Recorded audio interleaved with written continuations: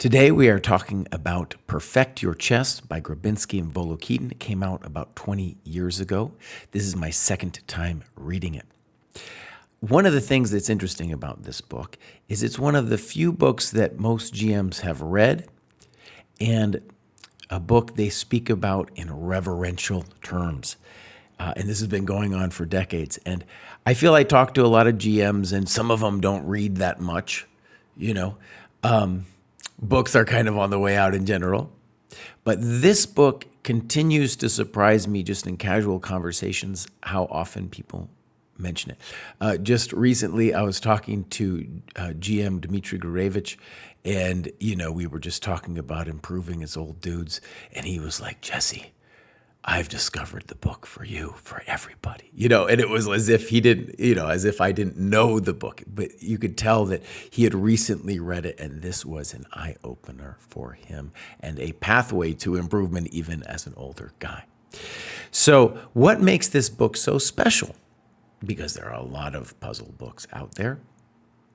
And for me, what's really nice about it is it's not just about calculation, it's about an education in chess. And I'm going to show an example of the kind of thing I'm talking about in just a second. Now, one of the things I want to say before we get into it is after this book came out, the idea of the woodpecker method arose, and that is, to do problems again. Now, one of the things about that book, I reviewed that here on the channel, is that I did the book a second time, the hard section of it anyway. I did it a second time right after completing it, and that I found very easy to remember what the solutions were. But for this book, Perfect Your Chess, there were actually very few problems that I could remember. There were some that stuck with me just because of the suffering that I had undergone the first time around. But in general, no, I didn't remember anything specifically. And that perhaps speaks to my shoddy memory. I do believe that compared to most GMs, I don't have a good memory. But just in general, it's an interesting thing that this could be my woodpecker, i.e. the book that I do again and again. And my sense is with this woodpecker thing is you need to give it a little time, maybe a year or two before you go back and do the thing. I've done, for example, the Polgar mates many times, and that definitely goes faster and faster. Every time I do that, I do maybe every 3 or 4 years. And I've done that already more than a couple times. Okay, so let me start with a position. And because I couldn't remember everything, I don't think I'm spoiling too much here when I talk about this beautiful thing. Now, there are many positions like this in the book. And by like this, I mean a position that most other puzzle books you wouldn't find it, because it's not a position that the computer's necessarily going to be like, I clearly see a move that's much better than the others. And for some people, that will be very frustrating, the fact that there's no clear thing. This one, though, I want to say a couple things about. First of all, there's many like it. If there isn't such a clear path, then the reader has to trust the authors, that the authors are showing something deep about the game that maybe the computer doesn't understand, okay? Other puzzles are created by the computer. That is, the computer is going through these positions. You can do this in ChessBase, and it'll generate puzzles for you. Now, these puzzles are fine in a sense, but they're not going to give you the kind of positional education, chess education, that a puzzle like this is going to give you. I think a book that was created that way that's very interesting and not bad is Calculation by Agard. We have that in the program. I did a review of that book here on this channel. And that, I think, is going to be the norm of how most puzzles are created. That's how, for example, the Puzzle Rush puzzles are created. That's computer generated based on what the computer found in any given game. Okay, so let's talk about this beautiful position. This bishop is bad, but it has dreams. This knight might want to go to e4, for example. And of course, the big bad boy threat is bishop b6. So one of the amazing things about a good puzzle book is, I think, if you have to really tank on it to figure it out. You have to go deep. You have to do some deep thinking. I think the quick puzzle rush stuff, that's fine, but unless you're really tanking, and what I do is I do what I call the 3-6-9 method. I've talked about that method here. There's a video with that here on the site.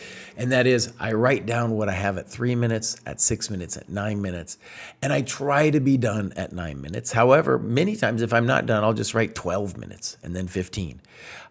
Mostly because my coach wants me to not think more than 10 minutes, and I want to have a sense of how long that is. But some of these positions, I'm just going to keep going until I think I have a solution.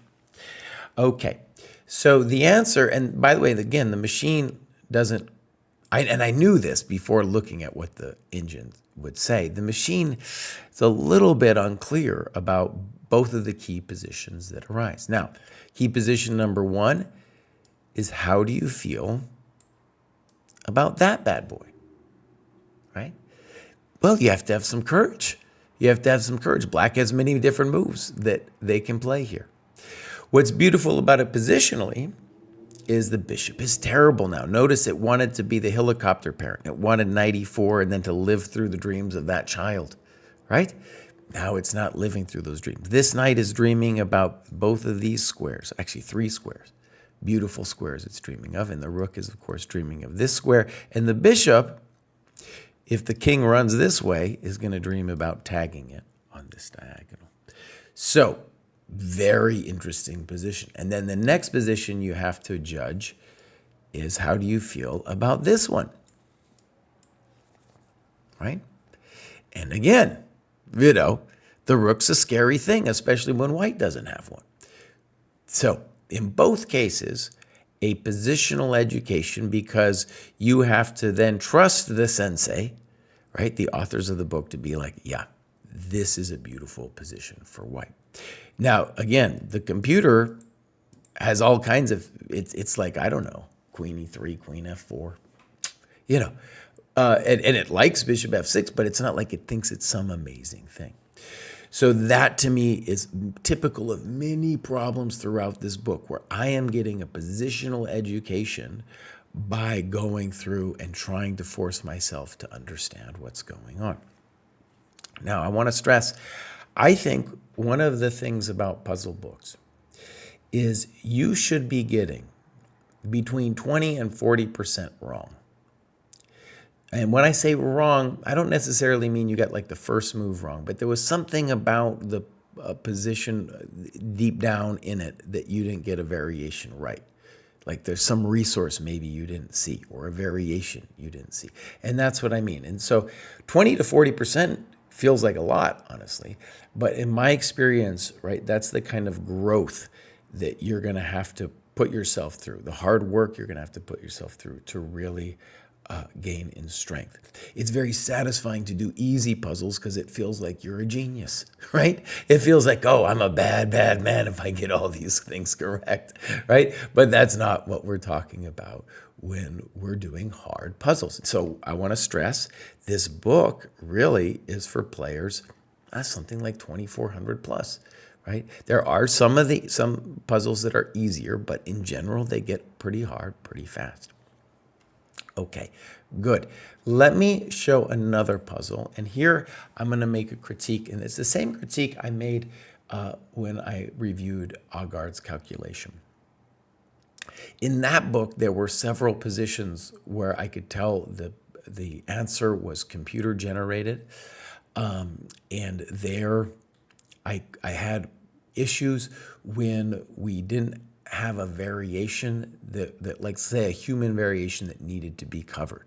You look at with human eyes, there's going to be some human questions, and those human questions have to be answered in the answer, right, at the back of the book.